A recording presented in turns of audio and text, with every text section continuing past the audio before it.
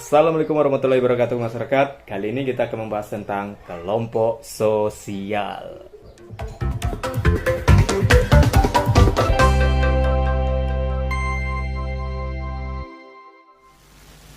Assalamualaikum warahmatullahi wabarakatuh. Perkenalkan, nama saya Zaldi Anto Anwar Rahman. Saya guru di Mandua Solo Selatan dengan mata pelajaran sosiologi. Adapun pembahasan kita kali ini dalam kesempatan kali ini yaitu tentang kelompok sosial.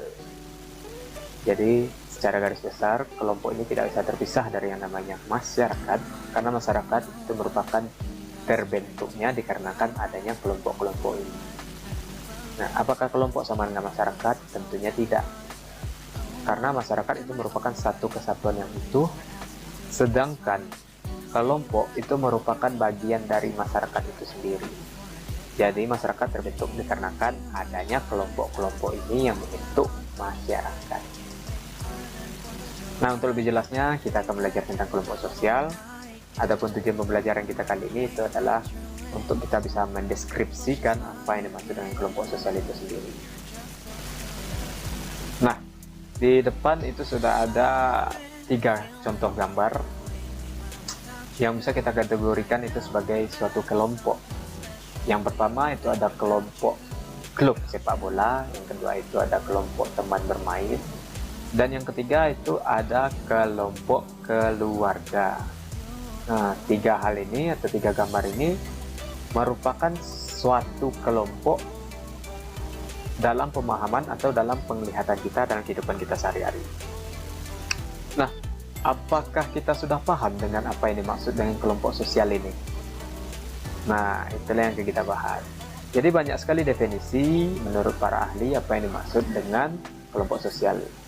Dalam hal ini kita cukup mengambil satu contoh aja, yaitu tentang kelompok sosial atau definisi kelompok sosial ini. Kita ambil contoh berdasarkan ahli atau sosiolog,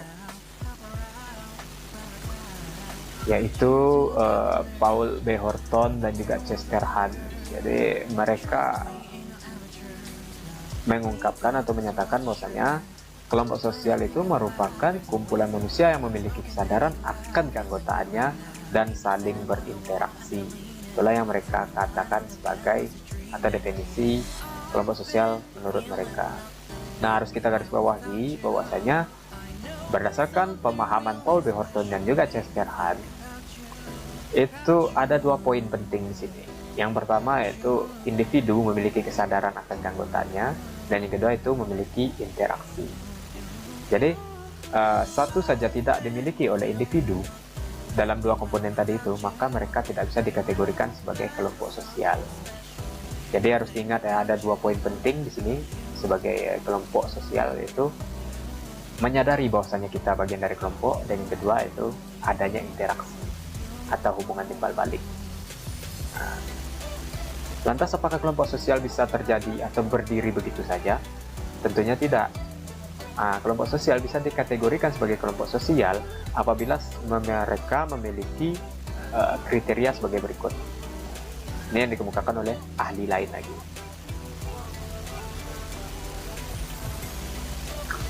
Nah, bisa kita lihat di sini, menurut atau berdasarkan Robert Camerton, kelompok sosial itu memiliki 3 kriteria.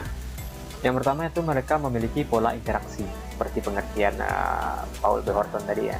Mereka memiliki pola interaksi, artinya di sini mereka ada hubungan timbal balik, ada respon atau ada feedback yang diberikan oleh individu lain. Jadi interaksi ini merupakan hubungan timbal balik antara satu individu dengan individu lain, di mana si individu itu saling memberikan tanggapan atau respon. Dan yang kedua itu pihak yang berinteraksi itu mendefinisikan atau menyadari dirinya sebagai anggota kelompok. Nah, yang ketiga itu pihak yang berinteraksi didefinisikan oleh orang lain sebagai anggota kelompok. Untuk syarat kelompok sosial itu akan kita bahas minggu depan. Mungkin pertemuannya sampai di sini dulu. Apabila banyak salah dan janggal, saya mohon maaf.